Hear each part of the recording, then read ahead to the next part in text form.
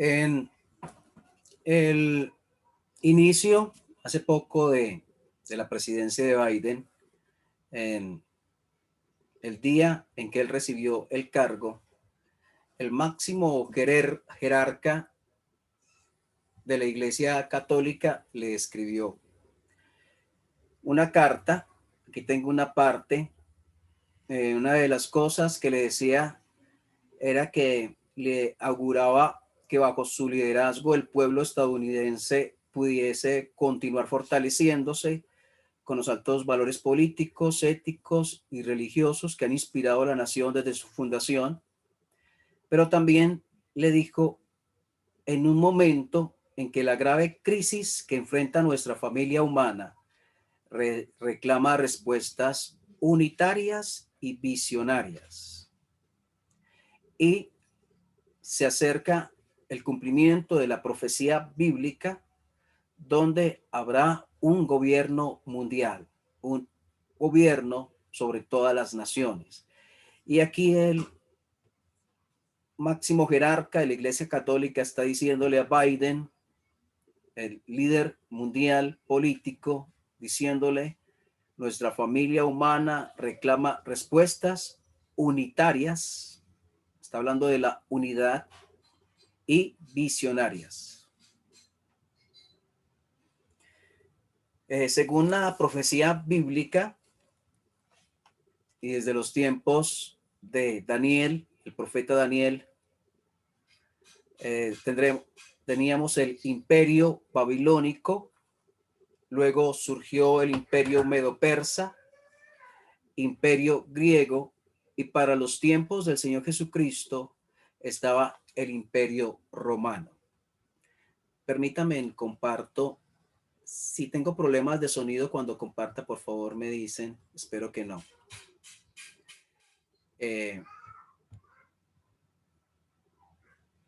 Esta presentación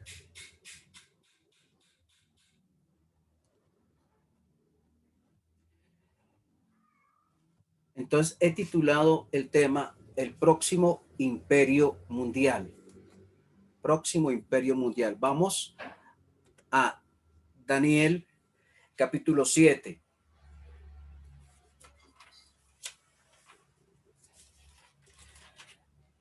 Como le decía, el profeta Daniel tuvo un sueño, una visión, y estaba tan confundido con esa visión que tuvo. Sabía que venía de Dios, sabía que era un mensaje que Dios le entregaba a él como profeta, pero no lo entendía. Así que pidió explicación de qué significaba y Dios le dio esa explicación. Allí en el versículo 23, Daniel capítulo 7, versículo 23. Daniel es uno de los profetas mayores. Está unos cuantos libros después de los Salmos, Proverbios, Eclesiastés, Cantares, Isaías, Jeremías, Lamentaciones, Ezequiel, Daniel.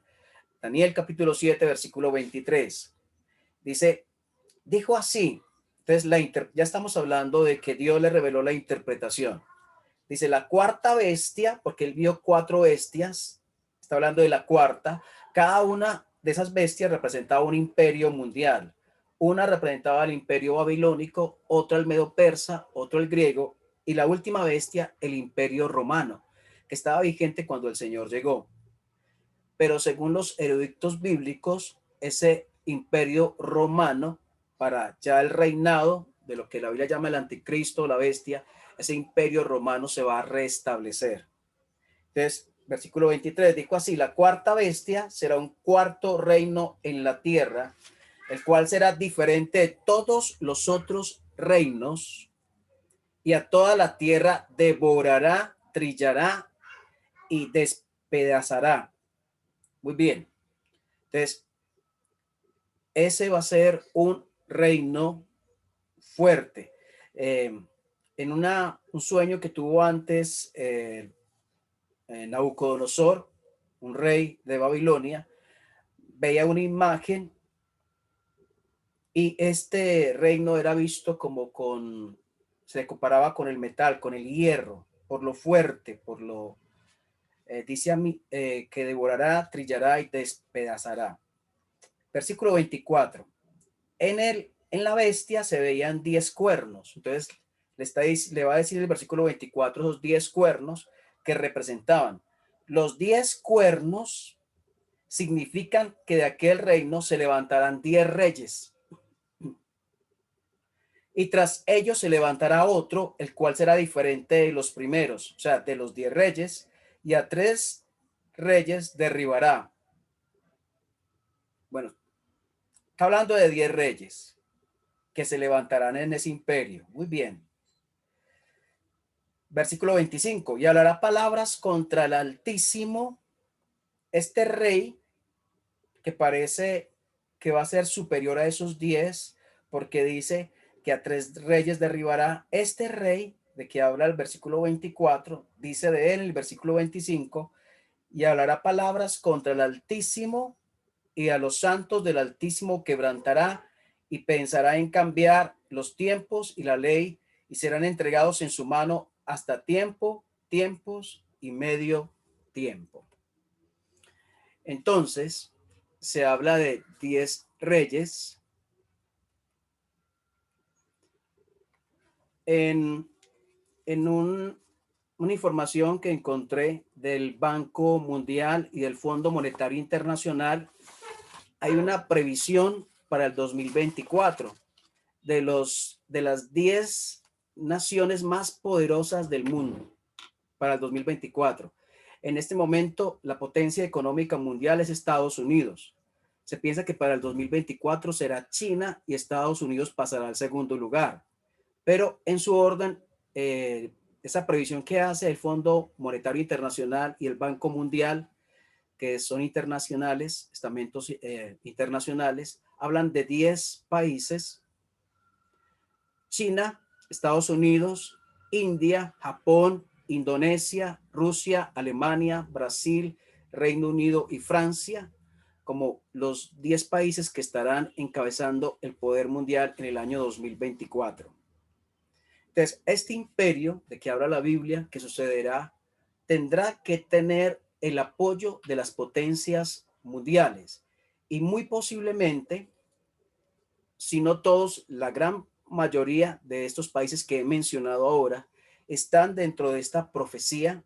Son esos 10 cuernos de que habla aquí Daniel capítulo 7, esos 10 reyes que estarán apoyando ese nuevo imperio mundial. Bueno, hay un grupo, se llama el G20. No sé si ustedes habrán escuchado el G20. El G20 lo conforman los países más fuertes económica y militarmente del país. Creo que en este momento hay 19 países que lo conforman.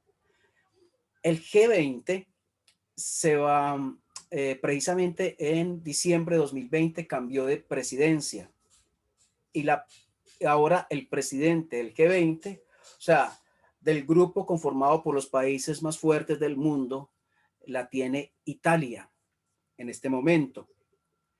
Y la próxima reunión del G20, donde se van a considerar seguramente los problemas que tenemos, pandemia a nivel mundial, y seguramente se van a tomar decisiones, se van a reunir en octubre de 2021. ¿Y saben dónde? En Roma. Allí se van a reunir. Entonces, seguramente las decisiones que tomen allí en octubre tienen que ver con el mundo, irán encaminadas a que la profecía bíblica del reino mundial se cumpla. Versículo 25. Hablando de este rey que estará sobre este imperio, este rey que hablará palabras contra el Altísimo, este rey dice: serán entregados en su mano hasta tiempo, tiempos y medio tiempo. Y hace referencia al tiempo calendario. Tiempo, 1 año; tiempos, 2 años; y medio tiempo, medio año. O sea que este rey tendrá dominio sobre el mundo entero por años y medio. Sabemos que ocurrirá después de la venida del Señor, que comienza el tiempo de la tribulación y gran tribulación para el mundo entero, donde 3 años y medio son de tribulación y 3 años y medio de gran tribulación. Allí, en la segunda parte de este periodo, 3 años y medio, estará gobernando este hombre que hablará palabras contra Dios. Bueno, muy bien. ¿Qué más dice la palabra de esto? Vamos a Apocalipsis, por favor, capítulo 13.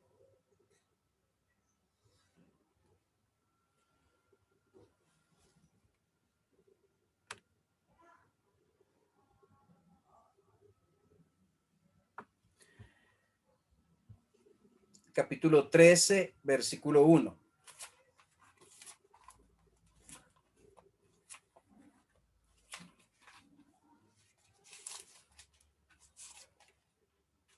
Entonces quiero que comparen ustedes, y después lo pueden hacer con más tiempo, Daniel 7, donde estábamos, y pueden leer el texto, el contexto, o sea, los versículos antes y los versículos después, y comparar con Apocalipsis 13, y ven cómo hay una uniformidad en la profecía bíblica. Lo que le fue revelado a Daniel es lo mismo que le fue revelado a Juan, el apóstol, allí en la isla de Patmos, donde recibió la profecía de Apocalipsis. Apocalipsis capítulo 13, versículo 1, dice: me paré sobre la arena del mar. Aquí el mar representa a la humanidad sin Dios, y vi subir del mar una bestia, que es una persona, pero cuyo interés es destruir, dañar. Una bestia que tenía 7 cabezas, y escuchen otra vez, 10 cuernos. 10 cuernos. Entonces, este va a ser, va a subir por el apoyo de esas 10 reyes, representando seguramente a 10 países. Y en sus cuernos 10 diademas, y sobre sus cabezas un nombre blasfemo, o sea, un hombre que injuria el nombre de Dios. Versículo 4.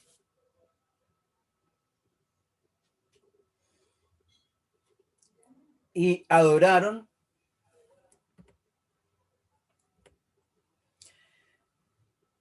al dragón que había dado autoridad a la bestia, y adoraron a la bestia diciendo: ¿quién como la bestia, y quién podrá luchar contra ella? Cuando miramos el Antiguo Testamento, vemos que cómo surgió el enemigo de Dios, cómo se convirtió de ángel a Satanás, y es que él dijo: subiré a las estrellas, junto al trono de Dios me colocaré, y seré semejante al Altísimo. Quiso ser igual a Dios, quiso recibir adoración. Cuando el Señor Jesucristo estuvo aquí en la tierra, en la tentación, Él le llevó y le mostró los reinos del mundo. Satanás llevó al Señor Jesucristo y le mostró los reinos del mundo, y le dijo: todo esto te daré si postrado me adorares. Y el Señor le contestó: a tu Dios solo adorarás, y a él solo servirás. Así que el anhelo del enemigo de Dios es recibir adoración, anhelo que se cumplirá de manera mundial en este tiempo de que hablamos, que vemos que se aproxima, que vemos que está cerca. Versículo 4 otra vez: y adoraron al dragón, o sea, está haciendo referencia a Satanás, que había dado autoridad a la bestia, y adoraron a la bestia diciendo: ¿quién como la bestia, y quién podrá luchar contra ella? ¿Quién adoró? Versículo 8: y la adoraron, ¿quiénes? Todos, todos los moradores de la tierra, todos los moradores de la tierra. Será una adoración a nivel mundial, cuyos nombres no estaban escritos en el libro de la vida del Cordero, que fue inmolado desde el principio del mundo. Porque cuando no adoramos a Dios, terminamos adorando a otro que no es Dios. Y es tiempo para pensar nuestra vida, ¿dónde se está enfocando? ¿Cuál es el centro de nuestra adoración? Adoración es rendir homenaje. Adoración es hacer el centro Él. Adoración es reconocer su grandeza y mi pequeñez a la vez. Adoración es reconocer su deidad y que yo le pertenezco, mi vida es de Él. Adoración es reconocer su hermosura y perfección. Adoración es reconocer su supremacía. Entonces, si mi corazón hoy y mi vida hoy son de adoración para Él, porque si no estoy adorándole a Él, terminaré adorando a otro que no es Él. En el versículo 5, hablando de este dirigente mundial, representante de este nuevo imperio, del imperio mundial, también se le dio boca que hablaba grandes cosas y blasfemias. Me llamó la atención ahí la palabra blasfemia. Blasfemia es un insulto. Blasfemia habla de ensuciar el nombre de Dios. Blasfemia es de las cosas más graves que puede hacer una persona contra Dios. Y aquí dice, y abrió su boca en blasfemias contra Dios para blasfemar de su nombre, de su tabernáculo y de los que moran en el cielo. Otra vez, compara Daniel, compara Apocalipsis, y Daniel hablaba de que hablará palabras contra el Altísimo. Aquí dice que son blasfemias. El versículo 5, donde estábamos, también se le dio boca que hablaba grandes cosas y blasfemias, y se le dio autoridad para actuar 42 meses. ¿Cuántos son 42 meses? Cada año tenemos 12 meses. En 3 años tenemos 36 meses. Y medio año tiene 6 meses. O sea que estamos hablando nuevamente de que este hombre tendrá autoridad sobre 3 años y medio sobre el mundo entero.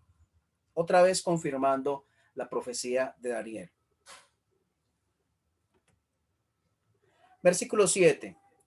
Se le permitió hacer guerra contra los santos y vencerlos, y también se le dio autoridad, escuchen, sobre toda tribu, pueblo, lengua y nación.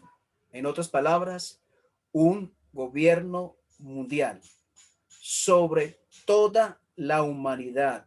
Se le dio autoridad sobre toda tribu, pueblo, lengua y nación. Otra vez, un mundo que desprecia el señorío de Cristo, entonces está expuesto a recibir el señorío de otro. Una vida, y nos vamos a la parte individual, una vida que no es gobernada por Dios, entonces será gobernada por otro que no es Dios. Si Dios, que es el que compró mi vida, si Él es quien dio su vida en mi lugar, no le doy autoridad sobre mi vida, la autoridad la tendrá otro que no es Él. Y un mundo que desprecia a Dios, entonces un día recibirá un gobierno que no es el de Dios, pero serán gobernados también. Un gobierno mundial, un gobierno de un hombre que está manipulado por el mismo Satanás, que está dirigido, controlado por Satanás mismo. Entonces, al ser gobernado por alguien que está controlado, manejado, manipulado por Satanás, será un gobierno del mismo Satanás sobre el mundo entero y la adoración hacia él.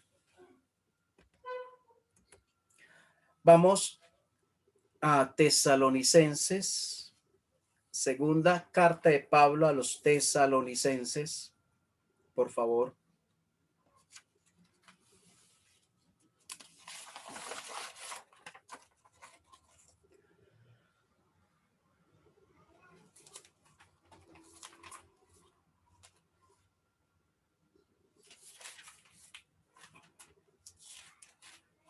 Capítulo 2,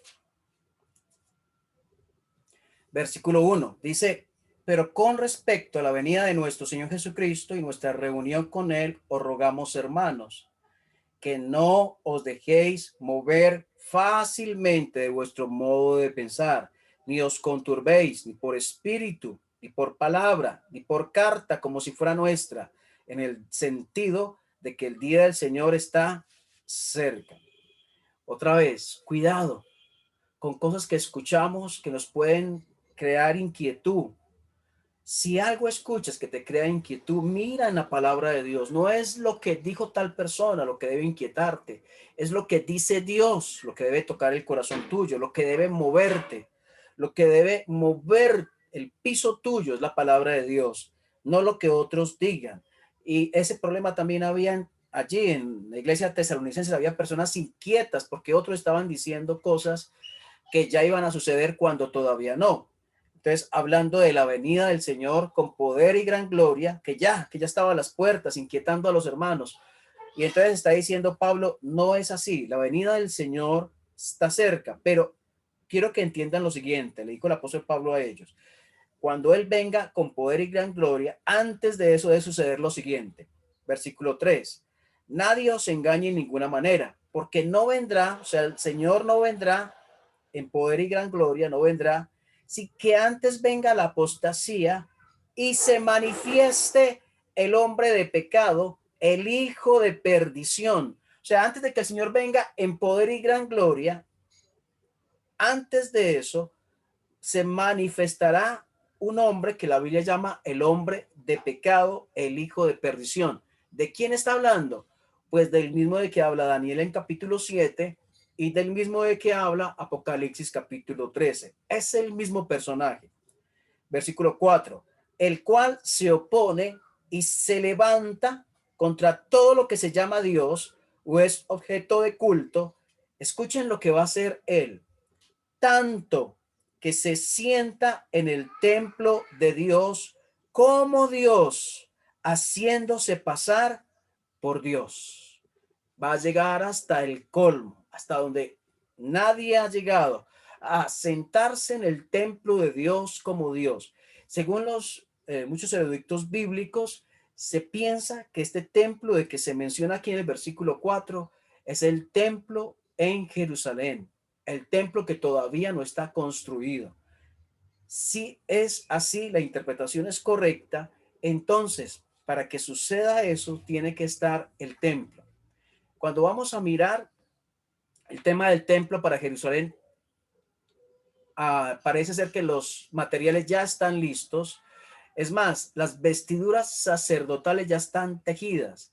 Las personas que se encargarían de realizar los sacrificios ya están entrenadas. Todo lo tienen. ¿Qué les falta? El lugar donde se edifica el templo. Ahí hay una mezquita. Entonces se necesita ese lugar. Algo va a suceder, pero si la interpretación es correcta, entonces el templo se edificará. Y allá, en el templo de Dios, se va a sentar él, la bestia de que habla Apocalipsis, y el hijo de perdición de que habla Tesalonicenses, se sentará en ese templo de Dios como Dios, haciéndose pasar por Dios. Versículo 8. Y entonces se manifestará, dice, aquel inicuo, a quien el Señor matará con el espíritu de su boca y destruirá con el resplandor de su venida. Mi Señor Jesús es más poderoso que cualquiera. Las huestes de maldad no pueden en contra de mi Señor Jesús. Él está por encima. Y este hombre, esta bestia, va a tener poder, un poder que tal vez ningún otro ser humano ha tenido, porque va a tener el apoyo del enemigo de Dios. Pero el Señor, su poder, su gloria, por encima de cualquier otra cosa.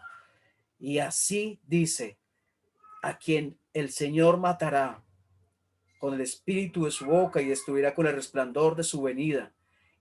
Inicuo, cuyo advenimiento es por obra de Satanás, con gran poder y señales y prodigios mentirosos, y con todo engaño e iniquidad para los que se pierden, por cuanto no recibieron el amor de la verdad para ser salvos.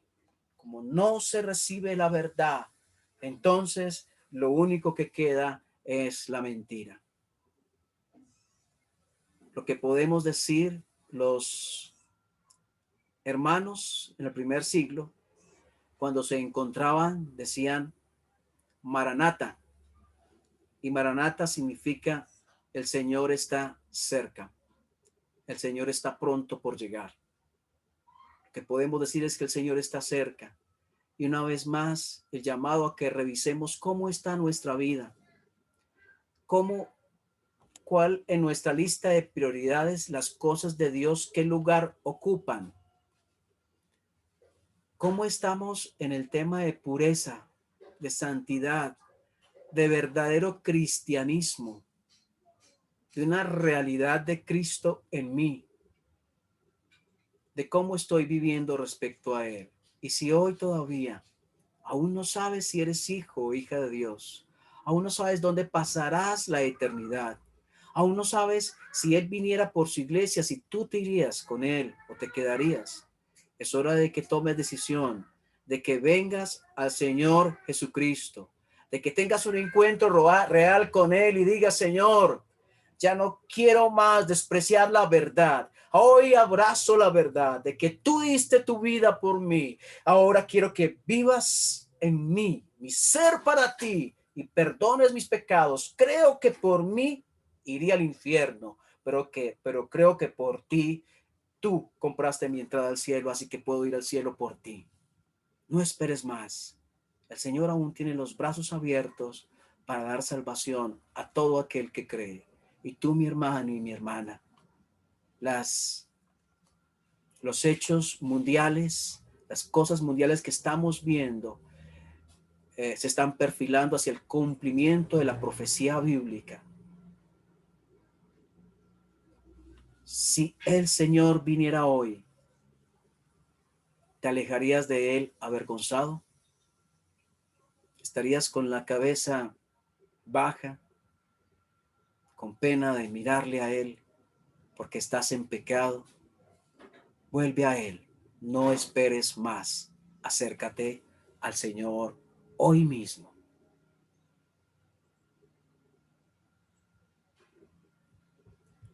Señor, gracias por este tiempo que nos das, un tiempo de pensar en tu palabra, en lo que enseña ella. Oramos, Dios, que esto haga un efecto en nuestro corazón, que toque nuestra alma, que nos lleve, Señor, a hacer algo, a pensar en cosas, a tomar, a pensar sobre nuestras prioridades, cómo están, a evaluar nuestra vida, cómo está. Dios, gracias por tu palabra y porque nuestra esperanza no es ser destruidos con un mundo que ha despreciado al Salvador. Nuestra esperanza es estar contigo por siempre y que pronto volverás por los que han creído en ti. Esa es nuestra esperanza. Oramos en el nombre del amado Salvador. Amén.